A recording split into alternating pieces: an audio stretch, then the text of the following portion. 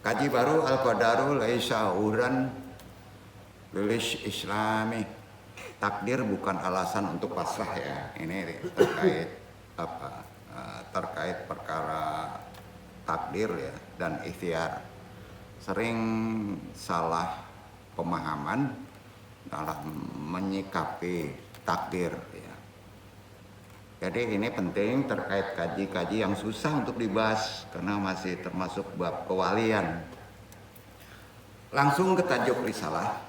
Mudah-mudahan ini menjadi bekal kita dalam kehidupan kita sehari-hari.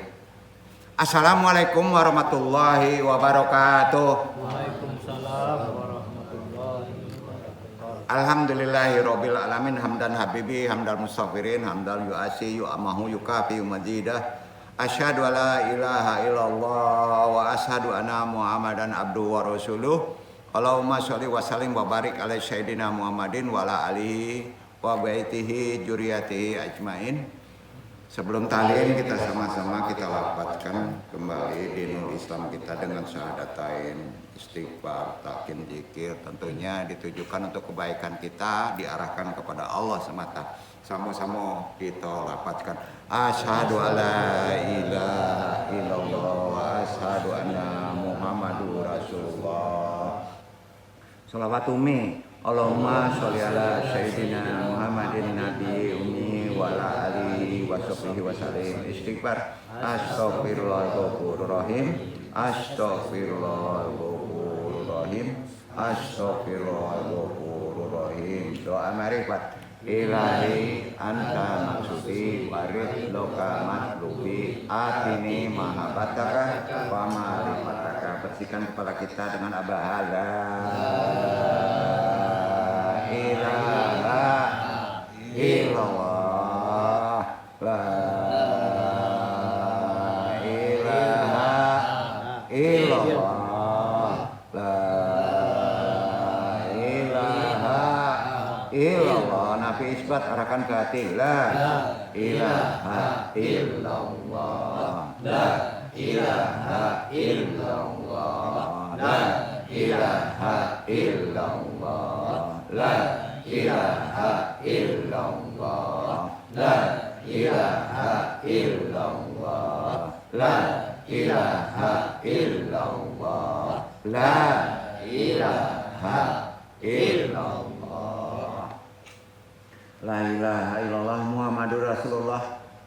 Ila hadiniya sholihi wa ila hadrati Syekh Abdul Qadir Jalani bisyafaat Nabi Muhammad biiznillah waridullahi. Ya Allah, ya Allah, ya Allah. Innaka ala kulli syai'in qadir. Tabdi hajatina pasang niat ridha Allah.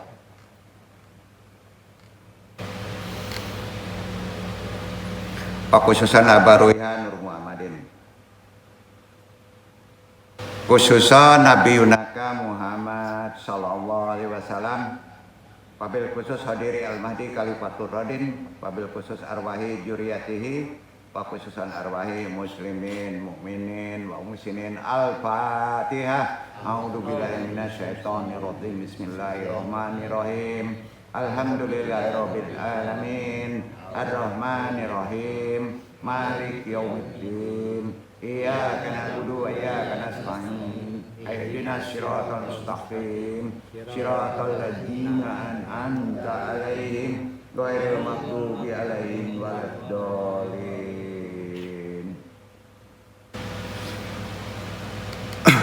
Allahumma ahyina al-Islam wa amitna sunnah.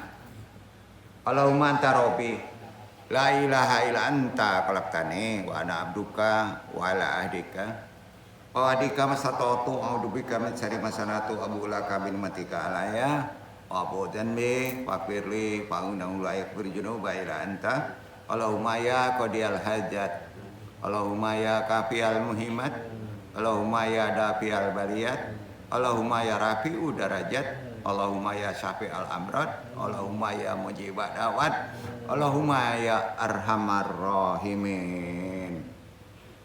Allahumma inna nas'aluka selamatan fidin wa afiatan fil jasadi wa jadatan fil ilmi wa barakatan fil rizqi wa taubatan qoblal maut wa rahmatan indal maut. Allahumma hawin alaina fi sakatil maut wa najata minan nari wa afan dal hisab. Rabbi syori sadri wa yassiri amri wa hlul datam li sya'ni yafqahu qawli. Ya Allah, ya Rabb, lapangkanlah untukku dadaku, mudahkanlah untukku semua urusanku. Uraikan simpul pengikat lisan ini dalam taklim ini, baik pentaklim maupun yang ditaklimi, agar bisa memahami taklim ini dan bisa mengamalkannya. La haula wala quwata illa billahil alil azim. Alhamdulillahirabbil alamin.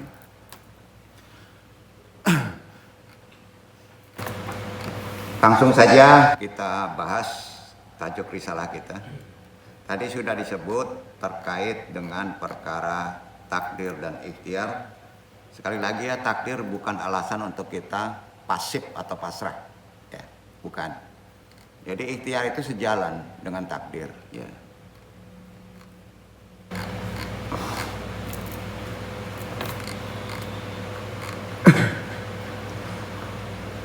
Bismillahirrahmanirrahim. Allahumma sholli ala sayyidina Muhammad wa ala ali sayyidina Muhammad. Amma ba'du.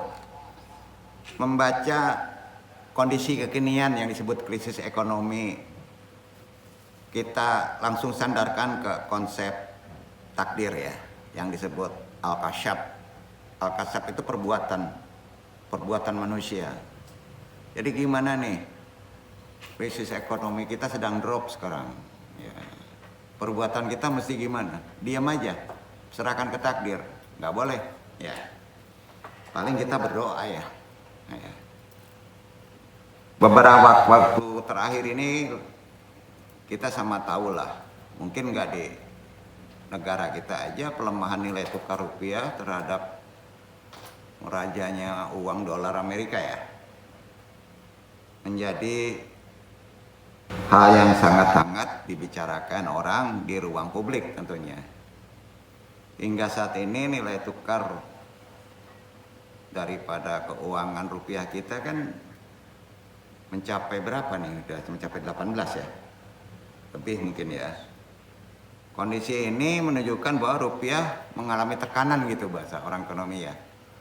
Rupiah mengalami tekanan yang cukup signifikan. Dampaknya ini kan bukan dirasakan oleh pelaku ekonomi aja, tapi juga oleh masyarakat luas akhirnya kan, iya kan? Nah, terutama melalui kenaikan harga barang, meningkatnya biaya produksi, bertambah beratnya beban kebutuhan hidup sehari-hari. Jadi di keadaan situasi seperti ini, nggak jarang nih muncul komentar bernada pasrah, ya komentarnya ya. Misalnya, sabar aja lah, sudah menjadi takdir Allah. Boleh nggak ngomong gitu? Boleh aja. Ya. Tapi jangan diem. Dosa juga Pak. Ya. Pernyataan ini tentu lahir dari keyakinan bahwa segala sesuatu terjadi atas kehendak Allah. Betul kan? Semuanya kehendak Allah tuh. Betul. Namun dalam konteks krisis yang membutuhkan kita ada dikasih pikiran, dikasih akal, itu membutuhkan bagi Umaro evaluasi dan langkah nyata untuk berubah kan, itu ikhtiar. Ya. Ungkapan tadi juga menuai banyak kritik di masyarakat. Udahlah, ini kan sudah kehendak Allah, takdir, diam aja. Nah, dikritik nanti, terutama di medsos. Ya. Sebab keyakinan terhadap takdir tidak semestinya dipahami sebagai alasan untuk berhenti berpikir, berhenti mengevaluasi keadaan, termasuk kita yang awam, atau meninggalkan ikhtiar apalagi untuk memperbaiki keadaan. Itu ikhtiar, usaha bahasanya ya. Sebagai umat Islam yang mayoritas banyak di kita, umat muslim, kita meyakini bahwa segala sesuatu terjadi atas kehendak takdir Allah. Betul. Keyakinan ini kan merupakan bagian penting dari iman. Akan tetapi persoalannya menjadi berbeda ketika keimanan kepada takdir dipahami oleh kebanyakan umam keliru. Keliru. Nah ini kan tugasnya seharusnya orang-orang lulusan UIN. Ya, bener kan? Ya enggak lah. Enggak pemerintah aja nih. Karena terkait keimanan. Banyak takdir itu perkara keimanan yang terkait dengan keadaan ekonomi sekarang dipahaminya oleh awam itu keliru. Yaitu sebagai pembenaran untuk diam. Keliru tuh Pak. Pasrah tanpa usaha apalagi. Atau bahkan mengabaikan tanggung jawab manusia dalam mencari jalan keluar. Pertanyaan besarnya begini. Kondisi sekarang nih. Apakah benar ajaran Islam? Benar gak nih ajaran Islam menghendaki sikap pasif seperti ketika manusia menghadapi persoalan serius? Pasif. Dosa gak? Kita dikasih kaki, dikasih pikiran, dikasih akal, ya. Untuk menjawab persoalan ini, kami sebutkan ya, agak lebih dalam nih. Kita perlu melihat bagaimana para teolog Islam, ahlul tauhid dulu membahas posisi manusia dalam perbuatannya. Itu disebut al-kasyaf. Posisi manusia dalam perbuatannya dalam kondisi sekarang ini. Ya, itu pentingnya kita taklim. Dalam kasanah ilmu kalam, ya, yaitu dikenal ilmu kalam itu pembahasannya af'alul ibad, yaitu perbuatan manusia itu namanya af'alul ibad, itu ada di ilmu kalam. Ratusan tahun itu sudah dibahas kalau ada krisis masalah ekonomi itu. Ya. Ya, perbuatan kita baik pemerintah maupun awam itu perbuatan manusia namanya af'alul ibad. Itu mesti gimana? Itu salah satu bagian ilmu kasyaf. Ya. Beberapa aliran timbul di sini. Perbuatan manusia ini diperdebatkan oleh 3 kelompok Islam. Tanpa disadari 2 itu tidak boleh dipakai, masih dipakai oleh orang sekarang. Itu nggak tahu mereka masih memakai. Pertama disebut kelompok apa? Ayo, ini nanya anakku ini. Mu'tazilah. Pola berpikir Mu'tazilah itu gimana? Yang kedua kelompoknya Jabariyah. Pola berpikir Jabariyah gimana? Banyak sekarang Pak. Itu udah kafir loh. Bahaya loh. Itu gunanya taklim. Yang ketiga, ahli sunnah wal jamaah. Kita jelas ahli sunnah wal jamaah. Berpikirlah perkara takdir itu, perbuatan manusia, af'alul ibad itu secara ahli sunnah wal jamaah. Berpikir seperti itu. Nah kalau Mu'tazilah, Jabariyah aja nggak tahu, ahli sunnah wal jamaah nggak tahu, itu nggak tahu lagi kita pola berpikirnya ya. Nah ini di sinilah pentingnya kita memahami konsep ini. Semua 3 kelompok ini berbeda pandangan dalam menjelaskan hubungan antara kehendak Allah dan ikhtiar manusia. Hubungan antara kehendak Allah dan ikhtiar manusia itu 3 kelompok tadi beda pandangan. Ini menambah wawasan kita untuk bisa secara keilmuan menyelesaikan kondisi sekarang. Setidaknya diilmui, itu yang penting kan? Nah, dalam hal ini pemikiran ahli sunnah wal jamaah menjadi relevan, terutama melalui konsep yang dikenal dengan al-kasyaf. Jadi ahli sunnah wal jamaah itu ada konsepnya namanya al-kasyaf. Ya. Melalui konsep ini kita dapat memahami bahwa manusia tetap memiliki ruang usaha, ada hak bebas, ada hak pilihan, karena di sana manusia ada tanggung jawab. Itu kasyaf, nggak boleh diem. Kalau diem dosa. Dikasih pikiran kan, dikasih ikhtiar kan, kaki, tangan, ya. Nah, Disitulah kenanya tanggung jawab.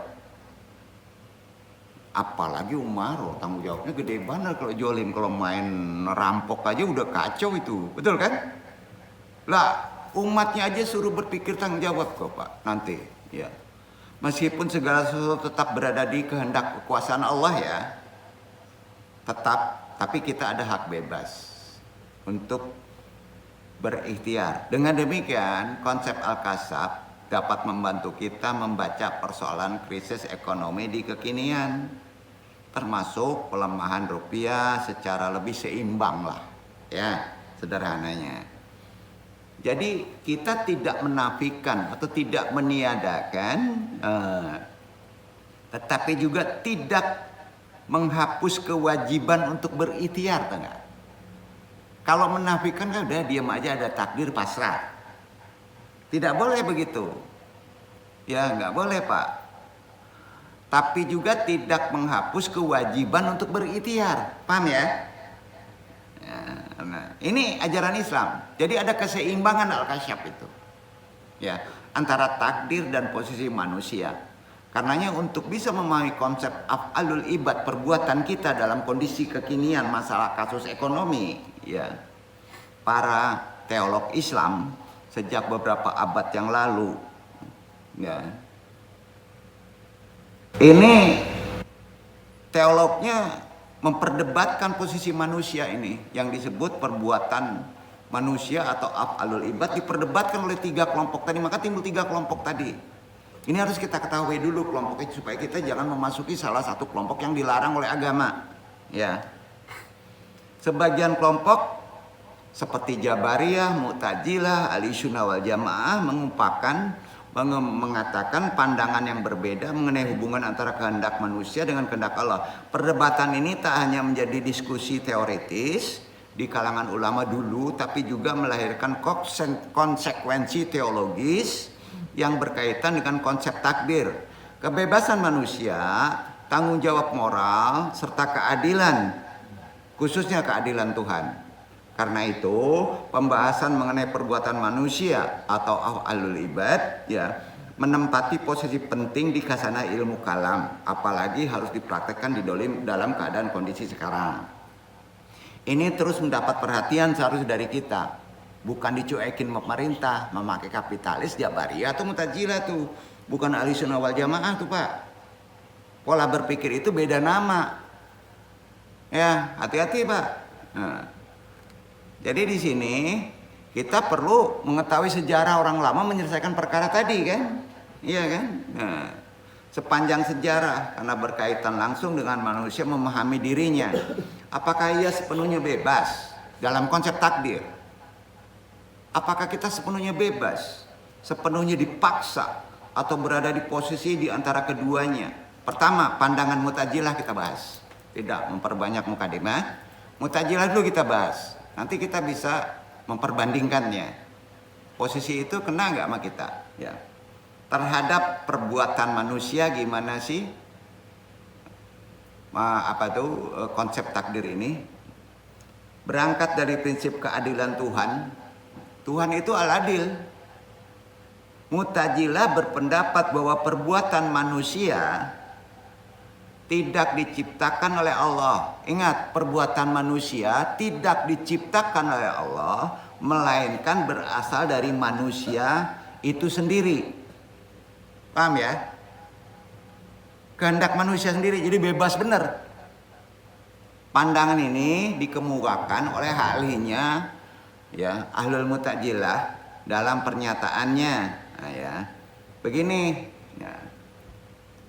Ada kitabnya nih ya.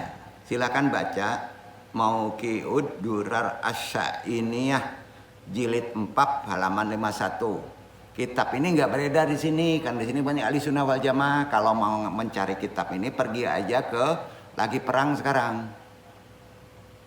Mana Pak? Israel dengan, ya di sana aja tuh kitabnya banyak tuh. Ya. Berat Pak, di Andung ada kitabnya. Tapi tunggu dulu 2 bulan, bayarnya mahal Pak. Udah botak bahasanya Ibrani, campur-campur lagi. Nama kitabnya Mauqi'ud Durar Asy-Sya'niyah Ada jilidnya, yang terakhir itu jilid 4, halamannya 5. Ahlinya mengucapkan begini, nubahas ya. Ini pola berpikir Mu'tazilah ya.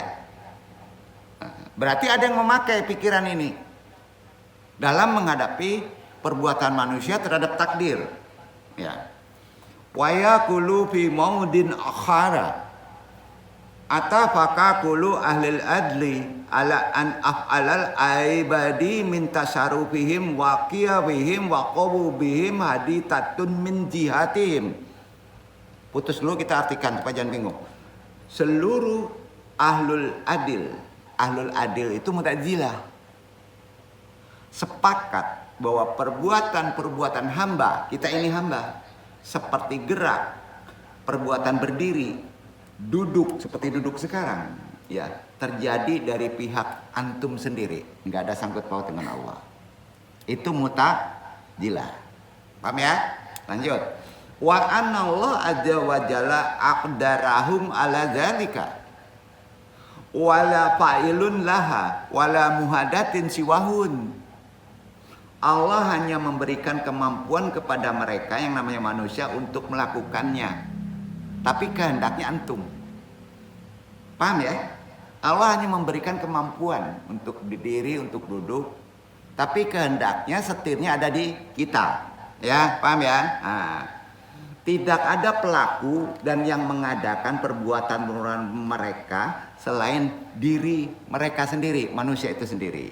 Itu berpikir Mu'tazilah. Lanjut. Wa ana man qala anna Allah subhanahu kalikuha wa muhadituha faqad ajma qata'ahu. Barang siapa yang mengatakan, kata kelompok Mu'tazilah, barang siapa yang mengatakan bahwa Allah adalah pencipta dan pengada perbuatan-perbuatan itu, maka dia telah melakukan kesalahan dan dosa besar. Langsung keluar fatwa. Itulah pola berpikir Mu'tazilah. Terakhir kata-katanya dalam kitab ini, wa ahalu huduta falin min fa'ilina.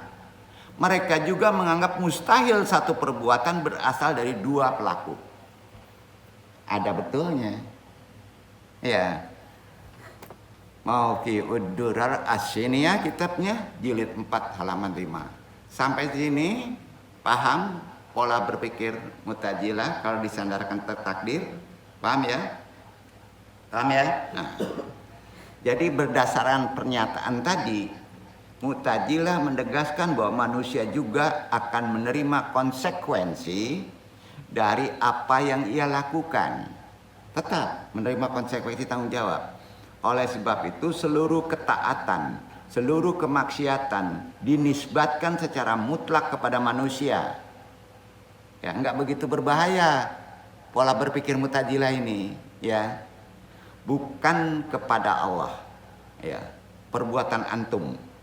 Bagi Mu'tazilah menisbatkan perbuatan manusia kepada Allah akan mencederai prinsip keadilan Allah. Paham ya? Itu prinsip Mu'tazilah. Sebab jika Allah dipahami sebagai pencipta langsung dari perbuatan manusia, sementara manusia kemudian dihukum karena perbuatan dosa atau diberi pahala karena ketaatan, maka menurut mereka hal itu menimbulkan persoalan dalam memahami keadilan Allah atau keadilan Tuhan. Inilah salah satu alasan mengapa kelompok Mu'tazilah menolak pandangan bahwa Allah adalah pencipta perbuatan hamba. Ditolak mentah tuh. Ya. Yang kedua, simpan tadi, yang kedua. Nanti Anda simpulkan tuh. Pola berpikir Jabariyah terkait takdir dan af'al ibad manusia.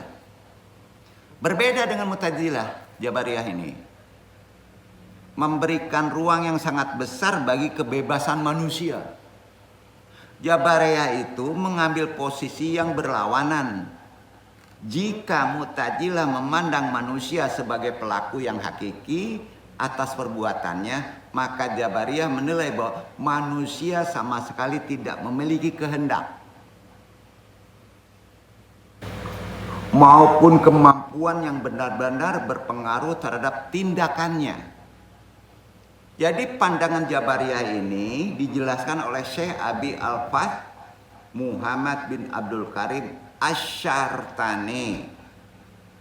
Dalam kitabnya, ada kitabnya Jabariyah kelompok ini, ya, Al-Milal wa An-Nihal. Nah, referensinya itu dong, nukil sedikit kitabnya itu sebagai berikut, pelan-pelan aja ya. Al-Jabru huwa nafyul fali hakikotan anil abdi wa idafatihi ilar rabbi ta'ala. Al-Jabar atau Jabariyah adalah golongan yang menafikan hakikat perbuatan hamba dan menyandarkannya semuanya perbuatan Allah. Semuanya. Wal Jabri yaitu asnafun fal Jabariyatul kali satu. Jabariyah sendiri memiliki beberapa golongan. Ada golongannya juga. Pertama, Jabariyah kali syah. Ya, terpecah juga tuh. Hiya alatil latutbutu lil abdi falan wala qudratan alal fali aslan.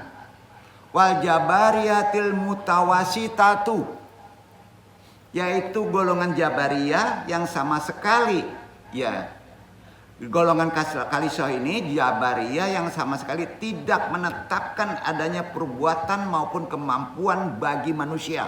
Semuanya Allah yang berbuat. Yang kedua, Jabariyah mutawasito. Ya. Jabariyah mutawasito penjelasannya begini. Hiya allati tathbitu lil abdi kudratan gairo mutaratin aslan. Yaitu golongan Jabariyah yang menetapkan kemampuan bagi manusia. Ada kemampuan bagi manusia.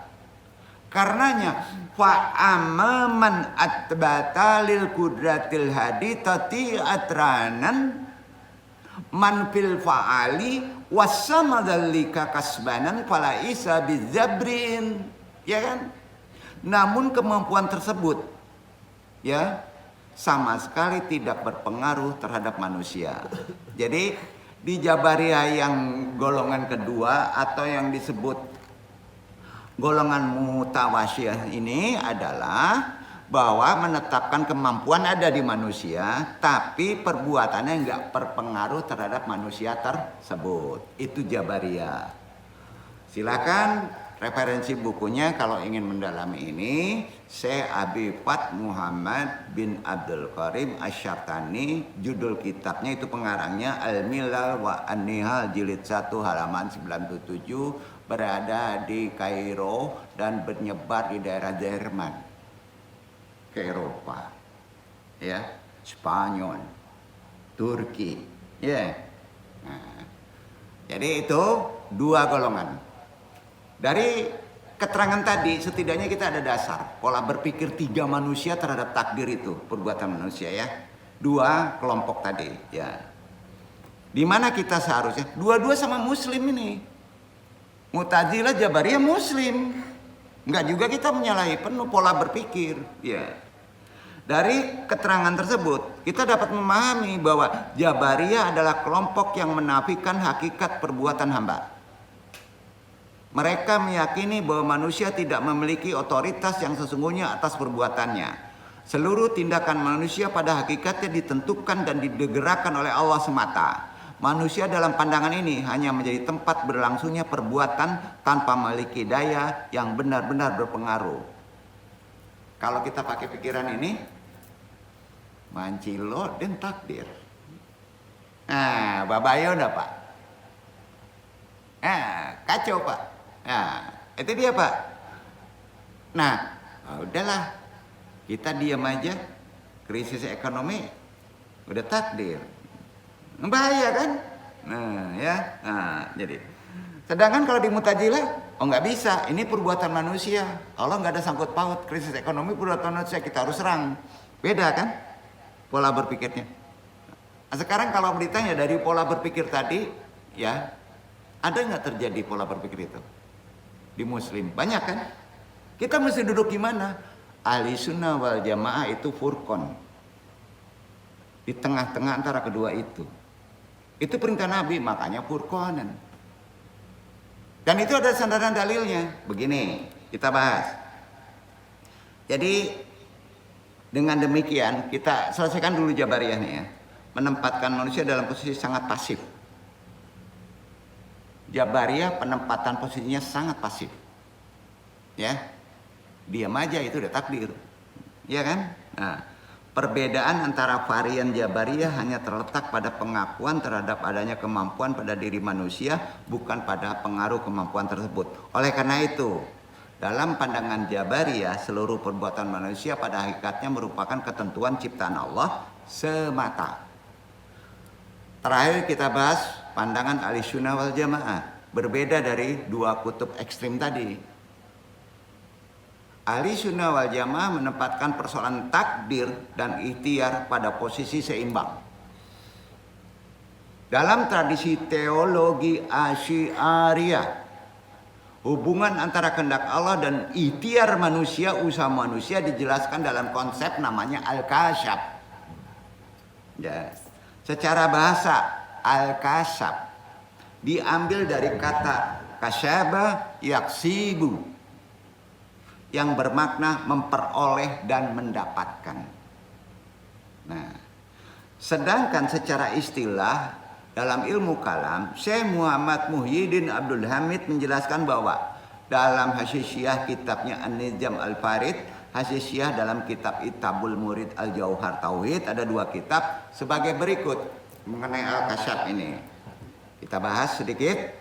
Al-awalu madhabu ahlissunnati wal jamaati wa hasiluhu. Artinya, pandangan pertama tentang af'alul ibad, perbuatan manusia. Mazhab Ahlussunnah wal Jamaah berpendapat begini nih pendapatnya. An lil abdi fi amalihil ikhtiyariyati kasban wa annahu laisa lahu illa dzalika kasbu. Bahwa seorang hamba memiliki kasab. Kasab itu artinya usaha, andil, perbuatan. Seorang hamba itu memiliki usaha, ikhtiar, andil, dan perbuatan dalam tindakan-tindakan pilihannya yang disebut ikhtiariyah. Dan ia tidak memiliki apapun selain kasab tersebut. Ya, tindakan tersebut. Dilanjutkan. Walaisha huwa majburan alaiha kama yaqulul jabriyatu. Dengan demikian ia tidak dipaksa untuk melakukan perbuatannya sebagaimana yang dikatakan oleh golongan Jabariyah. Tidak dipaksa. Paham ya? Karenanya walaisha huwa khaliqun laha kama yaqulul mutajilatu. Dan ia juga bukan pencipta perbuatannya sebagaimana yang dikatakan golongan Mu'tazilah. Itulah penjelasan dari kitab kelompok Ahlussunnah wal Jamaah. Referensinya ada di kitab Hasyiah An-Nizam Al-Farid karangan Syekh Muhammad Muhyiddin Abdul Hamid, jilid 1 halaman 341. Ini enggak kuliah dong, jangan detail benar, enggak. Di sini mesti kita sesuaikan dengan konteks zamannya. Karena orang sekarang dari mana sumbernya? Dalilnya mana? Kalau nggak jelas jadi perdebatan. Agama tuh nggak bisa kata diri kita, betul kan? Dan kalau Anda menyandarkan kepada referensi manusia, dia yang tanggung jawab kalau salah, betul kan? Enak Pak. Makanya jangan jadi pencipta Pak, tanggung jawabnya berat. Kalau indak den ndak salah saya kacau tuh, jangan tuh. Hati-hati orang piaman acok talongsong itu. Ndak boleh kalau den ndak salah saya ndak boleh tuh. Sampai ya. Nah, hati-hati Pak. Itu kadangkala andung maklum kebawaan tradisi itu, ucapan. Tolong istighfar kalau berbicara begitu. Takut terkait dengan ego ya. Kita lanjut. Jadi pengertian tadi juga dikatakan oleh Syekh Al-Alama Abdul Salam bin Ibrahim Al-Laqani dalam dibuat kitabnya Itahul Murid ketika menjelaskan makna al-kasab sebagai berikut. Wal kasbu maya kau bihil makduru bila sahaban firadil qadiri bi. Al-kasbu adalah usaha hamba, adalah sesuatu yang terjadi pada hal yang ditakdirkan namun tanpa ada keharusan untuk sang pemberi takdir Allah melakukannya sendiri. Karenanya au maya kau bihil makduru fil mahala kudrati bikila fil qalqi fa'inahu, atau sesuatu yang terjadi pada sesuatu yang telah ditentukan di tempat kemampuan atau di anggota tubuh seperti tangan, sedangkan sang Khalik hanya pencipta.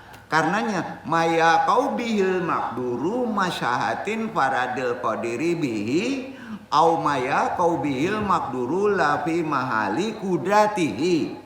Ada sesuatu yang terjadi padahal yang ditakdirkan dengan adanya keharusan pada Allah untuk Allah melakukannya pribadi, atau sesuatu yang terjadi padahal yang ditakdirkan tanpa memiliki tempat kemampuan. Itu sebabnya fal kasbu la yuzibu wujudul makduri wa in audaba an saful fa'il bidalika makduri ulifan bihi al abdu. Maka al-kasbu ini tidak wajib adanya keberadaan sesuatu yang telah ditentukan. Tetapi jika diwajibkan itu hanya menimbulkan tanggung jawab moral bagi hamba terhadap sesuatu yang telah ditentukan itu. Pusingnya. Nanti ada disimpulkan. Syekh Al-Alama Abdul Salam bin Ibrahim Al-Aqani, kitabnya Ittahul Murid Syarah Jauharit Tauhid jilid 1 halaman 152. Itu referensinya. Jadi berdasarkan penjelasan yang terakhir Ahlussunnah wal Jamaah, ini terkait dengan Al-Kasab. Al-Kasab bukanlah kekuatan yang menciptakan sesuatu perbuatan. Al-Kasab lebih tepat dipahami sebagai kehendak, pilihan, dan usaha manusia, ikhtiar manusia yang membuatnya layak disebut sebagai pelaku suatu perbuatan. Ketika seorang bekerja, umpamakan, belajar, berdagang, mengambil keputusan, menyusun kebijaksanaan, itu kan ikhtiar manusia, ya kan? Ia benar-benar memilih mengusahakan tindakan tersebut kan, normal. Ya, karena ada pilihan dan ikhtiar usahanya.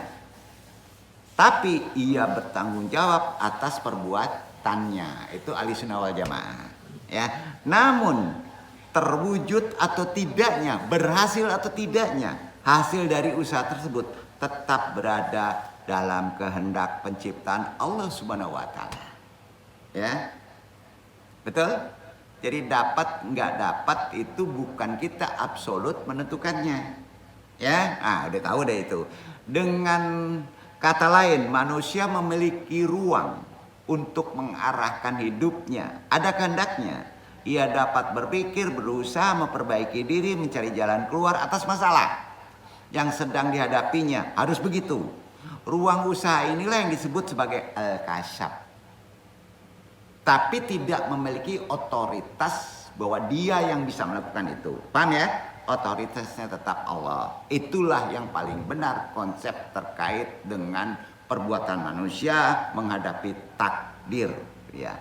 Akan tetapi peran tersebut tidak sampai menjadikan manusia sebagai pencipta perbuatan hakiki tadi. Udah paham? Ya. Jadi atas perbuatannya penciptaan tetap menjadi hak prerogatif Allah Subhanahu wa taala.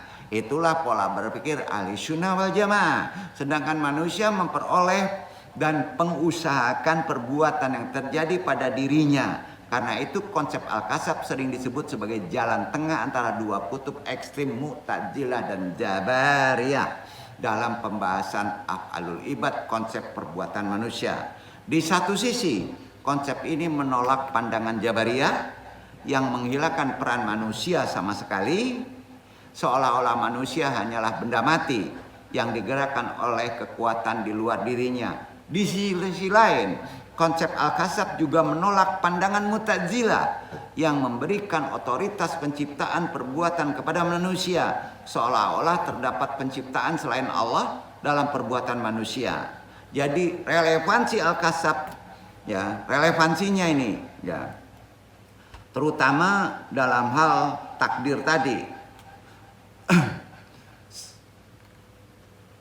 Mu'tazilah memberikan otoritas penciptaan perbuatan kepada manusia. Jadi seolah-olah penciptaan selain Allah ada dalam perbuatannya. Karenanya relevansi ajaran Al-Kasab pada ahli sunnah wal jamaah dalam menjawab persoalan lemahnya nilai rupiah ini kita kaitkan dari uraian tadi, pandangan ahli sunnah wal jamaah melalui konsep Al-Kasab ini relevan dipraktekkan sekarang, memberikan cara pandang yang lebih seimbang dalam membaca persoalan ekonomi, tapi berhasil atau tidaknya kita melakukan ikhtiar menaikkan penekanan uang itu tetap Allah yang menentukan. Tapi kita nggak boleh diam gitu dalam membaca persoalan ekonomi khususnya, termasuk pelemahan nilai rupiah. Jadi secara hakikat seorang muslim harus yakin seyakin-yakinnya bahwa segala sesuatu terjadi atas kehendak Allah Subhanahu wa taala. Namun keyakinan tersebut tidak boleh dijadikan tameng untuk berhenti berusaha. Apapun juga. Ya. Tidak bisa. Berhenti mengevaluasi juga nggak bisa. Atau menutup mata terhadap tanggung jawab manusia. Karena ajaran Islam, sekali lagi, ajaran Islam tidak mengajarkan manusia pasrah secara pasif terhadap takdir. Sebaliknya, Islam mengajarkan ikhtiar, kerja sungguh-sungguh, evaluasi, perbaikan, dan setelah itu baru tawakal kepada Allah. Makanya tiap doa, apapun doanya, kalau antum ingin beradab kepada Allah, la haula wala quwata illa billah. Karena dia prerogatif yang menentukan, gitu Pak. Dalam perspektif Ahlussunnah wal Jamaah kepada takdir tidak berarti menafikan usaha manusia dalam merespon keadaan. Justru keyakinan kepada takdir seharusnya membuat manusia lebih tenang, seharusnya dalam kondisi sekarang lebih jernih berpikir dan lebih kuat dalam berusaha. Dengan demikian, konsep Al-Kasab menegaskan bahwa manusia tetap memiliki kehendak, memiliki pilihan, memiliki usaha, meskipun bukan kehendak yang menciptakan secara hakiki. Disinilah letak peran manusia. Ia bertanggung jawab untuk berpikir, mengambil langkah, memperbaiki keadaan, serta mencari solusi atas masalah yang dihadapi. Jadi narasi ini sudah ditakdirkan Allah, tidak seharusnya dipahami sebagai alasan untuk berhenti bertindak. Jadi ungkapan tersebut semestinya menjadi pengingat bahwa manusia harus tetap berusaha sambil menyadari bahwa hasil akhir tetap dalam keadaan kekuasaan Allah. Jadi dalam konteks pelemahan rupiah, konsep Al-Kasab mendorong kita untuk tak berhenti pada sikap pasrah. Pemerintah, pelaku ekonomi, akademisi, dan masyarakat itu memiliki ruang ikhtiar sesuai dengan kapasitasnya masing-masing. Pemerintah perlu mengevaluasi kebijakan ekonomi supaya menjadi stabilitas fiskal, moneter, apalah istilahnya, serta memperkuat sektor-sektor yang menopang nilai tukar mata uang, apapun lah istilahnya ilmunya, tetap harus ada ikhtiar. Ya, pelaku usaha perlu menyesuaikan strategi produksi, distribusi dengan lebih bijaksana. Masyarakat dapat berperan melalui perilaku ekonomi yang sehat. Masyarakat yang mau berperan banyak berdoa. Nah, kan gitu lagi Pak. Ya, jadi produktif semuanya dan tidak mudah panik dalam menghadapi perubahan kondisi kita. Maka memahami krisis ekonomi hanya sebagai takdir tanpa usaha untuk memperbaiki merupakan pemahaman yang berdosa dan menjadikan pemahaman yang keliru. Paham ya? Nggak boleh diem Pak. Dalam ajaran Ahlussunnah wal Jamaah kita dalami dikit lagi, manusia tidak boleh merasa dirinya sebagai pencipta hasil. Poin. Nggak boleh. Dalam perasaan hati juga nggak boleh. Sekali lagi, manusia dalam akidah Ahlussunnah wal Jamaah tidak boleh merasa dirinya sebagai pencipta hasil, tetapi juga tidak boleh meniadakan perannya sebagai pihak yang berkewajiban berusaha. Paham ya? Itu prinsipnya. Jadi di antara dua sikap inilah konsep Al-Kasab hadir. Manusia berikhtiar dengan sungguh-sungguh sementara hasil akhirnya diserahkan kepada Allah Subhanahu wa taala. Dengan demikian, apabila pelemahan rupiah dipahami sebagai takdir Tuhan dan dijadikan alasan bahwa manusia tidak memiliki kemampuan apapun untuk merespon dan memperbaiki keadaan, maka pemahaman tersebut tidak sejalan dengan konsep ahli sunnah wal jamaah yang disebut al-kasyaf. Karenanya kita bahas ke dalam, disinilah kunci perbedaannya. Itu agak awam tadi memikirkannya, agak intelektual ke epistemologi pola takdir. Sekarang kita naikkan ke ruhani yang disebut tasawuf. Orang sufi gimana menghadapinya? Begini, dalam tradisi sufi, dalam tradisi tasawuf, perubahan ekonomi tidak selalu diukur dari seberapa banyak harta yang terkumpul. Poin tuh. Tidak terkait dengan materi banyaknya. Ya. Melainkan dari hati yang qanaah. Hati yang merasa kaya. Sepakat tak? Yang namanya rezeki, antum mendapatkan rezeki. Nah, itu Pak. Bapak besok bangun pagi tidak ada masalah, itu juga rezeki. Gitu. Jadi tidak terkait dengan materi. Rezeki itu tidak terkait dengan materi. Qanaah, hati tenang, rezeki yang tidak bisa dibayar. Paham ya? Itu konsep tasawuf, Pak.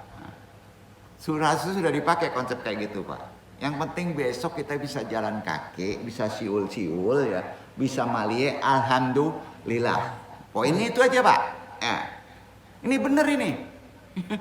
Karena duit nanti di akhirat nggak laku, Kak. Miliaran nggak laku duit tuh. Ya, nggak laku, Pak. Hati kaya qanaah. Jadi esensi konsep ekonomi sufi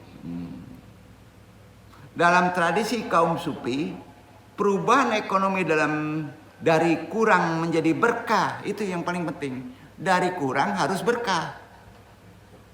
Sampai, Pak. Banyak gak berkah gimana, Pak?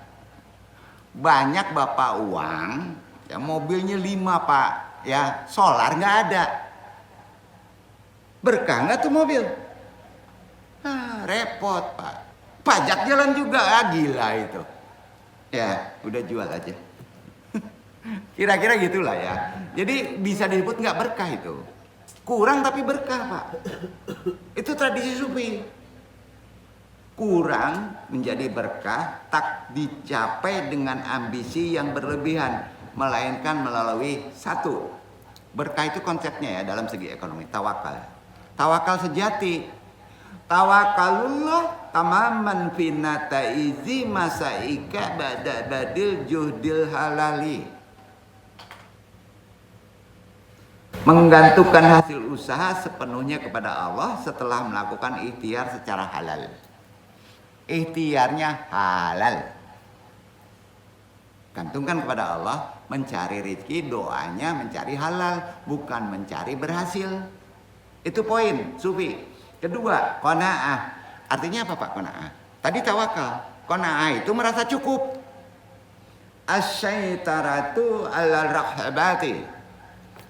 Kaila yashaural mar'u bastimnarin bin naksi fi mayyata'alaku bimumtalaqatu dunyawiyati. Mengendalikan hawa nafsu agar tidak selalu merasa kurang terhadap harta dunia. Mainnya di kolbu, qanaah itu. Ya. Maka tidak terasa kita kekurangan, bahkan akan dirasakan kecukupan. Tuh, ya, itu disebut qanaah. Ketiga, berbagi dan membersihkan harta. Jadi sedekah itu membersihkan harta antum. Tidak terkait dengan harta materi, termasuk penyakit. Membersihkan penyakit antum. Konsep sedekah itu tidak bernilai besar kecil tapi ikhlas. Paham nggak? Kalau Allah sudah mengarahkan kita ada rasa untuk memberi, ada kasihan, jangan bekerja waswisus. Ngajan leh. di belakangnya tuh ada mafianya mah di kumpulan. Jangan Pak, kalau sudah ditunjukkan walaupun apapun juga jangan berpikir belakangnya itu setan itu. Kasih saja. Duduk Kak. Kasih saja. Sampai tidak sampai bukan urusan kita. Kita memberi itu sudah dinilai sama Allah adalah bahwa kita sudah menolong orang. Itu poin. Kok indah di simpang 3, simpang apa aja leh. Nah, itu ada premannya mah mengatur anak-anak kita. Indah Pak. Sedekah, dan sedekah itu tidak ada ukuran. Bukan uang saja Pak, senyum juga kan sedekah Pak. Ya. Nah, jadi bersihkan itu. Nah, jadi ini yang disebut ataul aulawiyata lam as-sadaqati wa al-infaqi. Badhul malibtiha mardatilah li tazkiyatin nafsi wa tahriki ajalatil iktisodi abrar aliyatin istimaiyatin. Menguatkan sedekah, amal sukarela namanya, dan infak, mengeluarkan harta demi meraih ridho Allah. Kalau infak itu yang diminta ridho Allah gede Pak. Tapi kalau sedekah amal sukarela Pak. Beda, ada perbedaannya. Sebagai sarana untuk mencucikan jiwa, mencucikan fisik, membersihkan harta yang ada, dan menggerakkan perekonomian melalui mekanisme sosial. Pertanyaannya, ada nggak orang sedekah bangkrut? Nggak ada Pak. Kalau dipikir mengeluarkan kan? Nah, jadi untuk mengetahui dalil Al-Quran tentang adab etos kerja dalam Islam terkait takdir, bagaimana dari ekonomi spiritual yang paling relevan dengan situasi kita saat ini. Karenanya praktek ilmu tasawuf sangat relevan dipraktekkan. Berfokus pada kualitas spiritualnya Pak, daripada sekedar akumulasi harta. Landasan dalilnya Al-Quran dan hadis loh. Para sufi menyandarkan kestabilan batin dalam ekonomi pada prinsip keyakinan absolut terhadap janji Allah. Jaminan rizki. Karenanya Allah berfirman. Dalil kerennya untuk kondisi sekarang. Cari cinta Allah. Hud ayat 6. Iqra Iwan.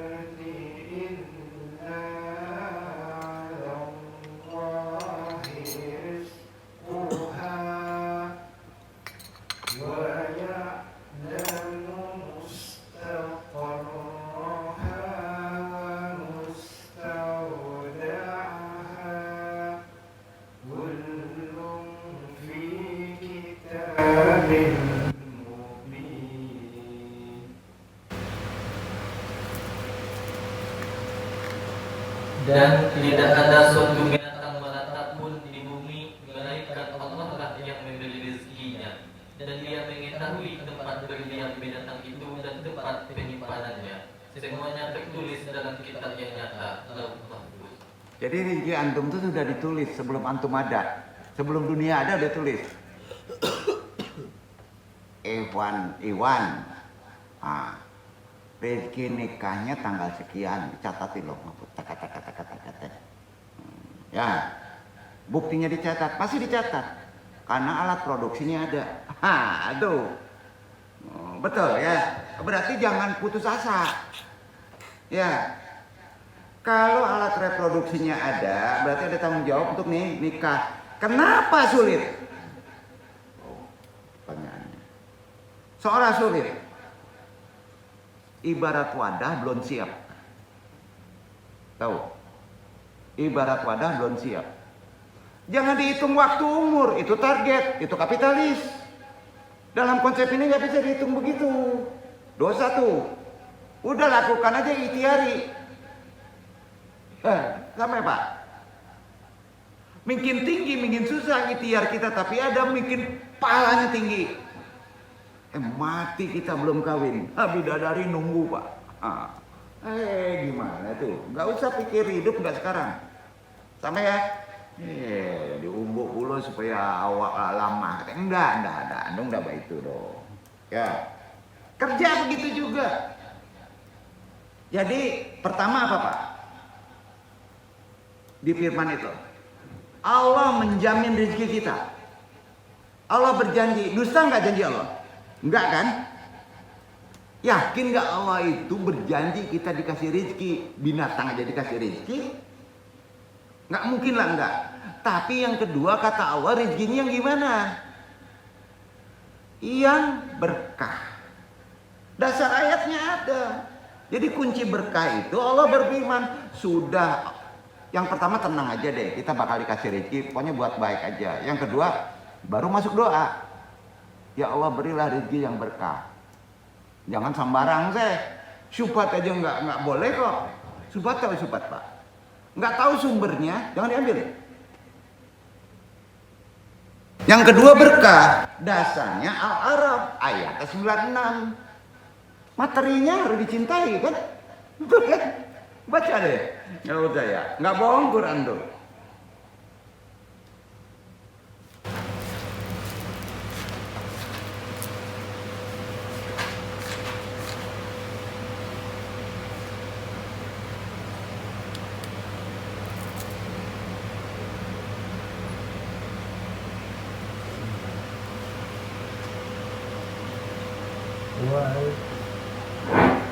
ولو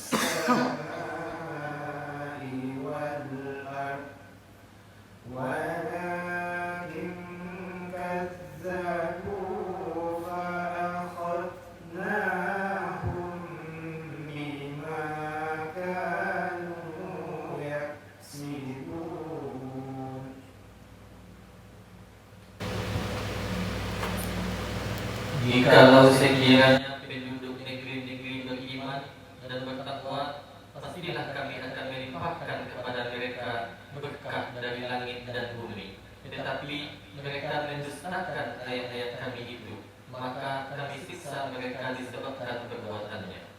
Penghalang rezeki apa Pak? Maksiat, korupsi, nggak menyelesaikan amanah, ada kaitan dengan umaroh. Jangan praktekin Pak, kita tetap mengikuti aturan. Jadi gini. Pertama, ya kita sebagai awam bukan pemerintah, nggak mungkin mengendalikan ekonomi, nggak mungkin. Gimana otak kita, profesi itu kan tugas khusus profesor kan, ahli ekonomi kan. Kita yang awam Islam itu harus lebih dari mereka. Berusaha mengatasinya apa dengan apa Pak? Dengan ilmu ruhani. Pertama, akidahnya tanamkan. Kondisi seperti sekarang, kita dijamin gak rezekinya? Yakin?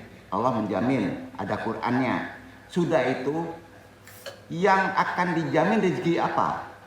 Yang berkah, ada Qur'annya. Sudah itu, gimana amalan doanya? Tuh, kan harus ngaji Pak. Berarti antum sudah menyelesaikan krisis ekonomi. Dengan cara islami, bukan cara terendah, cara ruhani. Kalau sulit mengatasi secara materi hukum dunia, pakai doa-doa langit. Paham ya? Gimana doanya? Baru masuk hadis. Praktekin ini. Kapan? Kapan doanya? Selesai salam sholat wajib. 4 orang suatu negeri mengamalkan ini sama tiap hari. Setelah itu selesai negeri itu, dimakmurkan, dapat berkah. Sayangnya sering tidak kompak. Betul kan?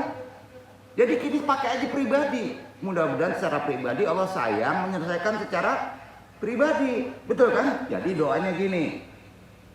Setelah mengerti keyakinan kita dari firman tadi, perkara mengatasi krisis ekonomi, maka berdoalah.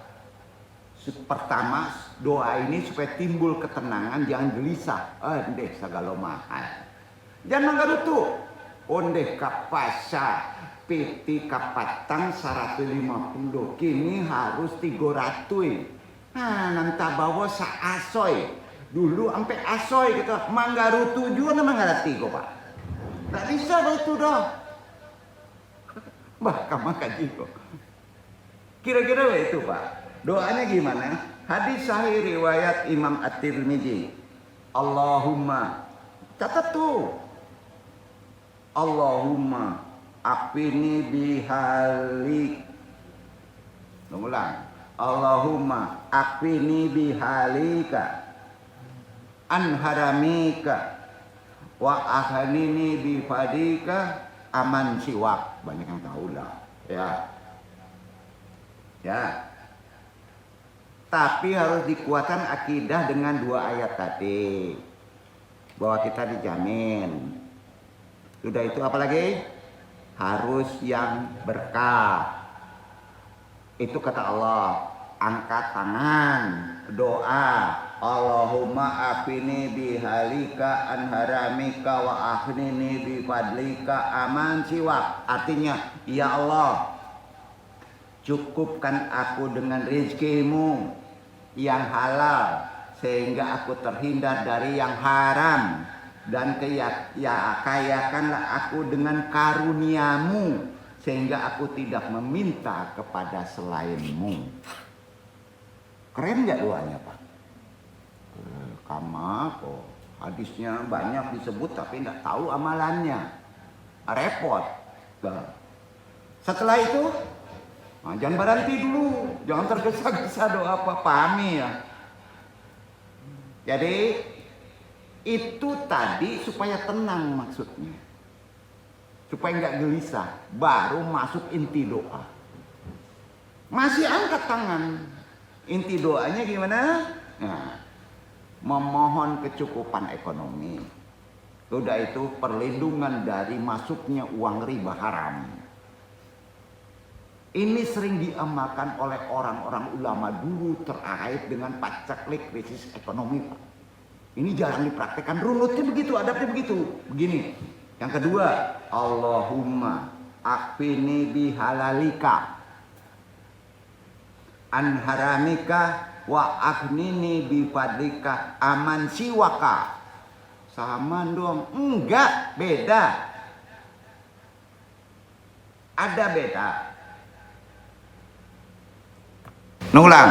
Allahumma akfini bihalalika an haramika wa aghnini bifadlika aman siwaka. Ya Allah, cukupkanlah aku dengan rezekimu yang halal sehingga aku terhindar dari yang haram, dan kayakanlah aku dengan karuniamu sehingga aku tidak meminta kepada makhluk juga kepada selainmu. Paham ya? Minta itu doanya. Yang tadi niatkan hampir mendekati sama, tapi diarahkannya ketenangan hati. Yang kedua diulang lagi, tapi untuk meminta hartanya. Duduk gak? Ya. Kemudian disambung lagi dengan doa kedua, termasuk inti doa. Sebagai berikut. Ini dia doa langitnya. Doa langitnya ini Pak. Allahumma ija'al ta'abi fi tauziya malika la fi talabihi. Ulang. Allahumma ija'al ta'abi fi tauziya malika la fi talabihi. Ulang. Allahumma ija'al ta'abi fi tauziya malika la fi talabihi. Artinya, ya Allah, buatlah aku lelah Buatlah aku capek dalam membagi-bagikan hartamu, bukan lelah karena mencari hartamu. Keren nggak doa ini? Keren nggak? Nggak habis-habis tuh. Itu doanya. Terakhir, itu doanya udah dua. Dua yang paling digabung adalah yang kedua tadi. Yang pertama ketenangan, yang kau udah menjemput rezeki, yang ketiga jemput dari langit. Ya, nah, itu dia. Jadi terakhir amalan pelengkap pembuka pintu rezeki ini, ya, mendatangkan rezeki ini untuk memaksimalkan supaya perubahan ekonomi nasib kita, lancar kita, rezeki khususnya dilengkapi dengan amalan sebagai berikut. Pertama, setelah doa tadi, runut tadi ya, tentunya diawali dengan selawat kalau boleh. Ya, bukan kalau boleh. Sebaiknya pakai selawat. Sudah itu masuk ke doa pertama, masuk ke doa kedua, masuk ke doa ruhani ketiga. Ya, udah paham ya? Yang pertama, kedua sama itu doanya, tapi niatnya beda, paham ya? Nah, sudah itu baru masuk istighfar. Jangan di atas istighfarnya, baru masuk istighfar. Apa yang bisa dipakai? Sayyidul istighfar. Apa? Apa enggak Sayyidul istighfar? Buka aja di YouTube, banyak tuh. Anung sering baca itu. Kenapa mesti istighfar? Sebab istighfar itu fatu babil mahfirati allati galiban matakunu aikon amana rizki. Tuh. Pembuka pintu ampunan yang seringkali menjadi penghalang rizki. Sampai Pak? Penghalang rizki itu dosa. Kalau suluh 1000 istighfar banyak, pakai aja Sayyidul istighfar. Yang kedua, setelah itu, jadi setelah sholat enggak langsung farewell pergi Pak. Allahumma ini as'aluka huda. Ya, akini, kayakan kami. Itu doa beda Pak pengertiannya. Doa itu kaitannya kekayaan yang ada tanggung jawab beban untuk sedekah. Tapi doa ini termasuk krisis yang terjadi secara mujmal, menyeluruh. Harus dipraktekkan, nggak boleh diem terkait kaji takdir. Yang kedua, lakukan rutin sedekah. Tidak perlu banyak, yang penting istiqomah rutin. Tahu nggak? Kenapa sedekah? As-sadaqatu la tunkisul mala. Dasarnya ya, bal tudaifuhu wa tazilibu rizqan gaira mutawaqa'in. Sedekah tidak akan mengurangi harta, jadi kunci. Nggak ada sedekah itu bangkrut. Tidak akan mengurangi harta, melainkan melipat gandakan dan mendatangkan rezeki yang tak terduga. Itu sedekah. Beda dengan istighfar, dosa. Penutup rezeki. Kalau sedekah pelipat ganda rezeki. Yang ketiga, sholat duha. Disinilah praktik sholat duha. Amalan sunnah yang sangat dianjurkan sebagai penarik rezeki, khusus di pagi hari. Sebagai penutup kaji Andung, sebagai pentaklim yang fakir ini, Andung ingatkan sekali lagi ya. Penutupnya nih. Al-qadaru laisya udranan lit tawaqufi anil mudi kuduman. Fal qadaru mas'alatu imanin. Bainanas saya'u mas'alati mas'auliyati basariyatin. Takdir. Ini kan kaji kita terkait ekonomi. Takdir. Takdir itu bukan alasan untuk berhenti bergerak. Termasuk sholat dan berdoa itu kan nggak diem. Amalkan Pak. Takdir bukan alasan untuk berhenti diem, tidak bergerak, tidak berdoa, tidak ikhtiar, bukan ajaran Islam. Takdir adalah bagian dari keimanan, sedangkan ikhtiar adalah bagian dari tanggung jawab kita sebagai manusia. Paham? Wallahu a'lam. Mudah-mudahan ini bermanfaat dengan kondisi kekinian. Apa yang mesti kita lakukan di kondisi sekarang ini secara Islam sudah dituntun. Insya Allah ini benar Pak Nung yang jawab. Ada dasarnya kita amalkan.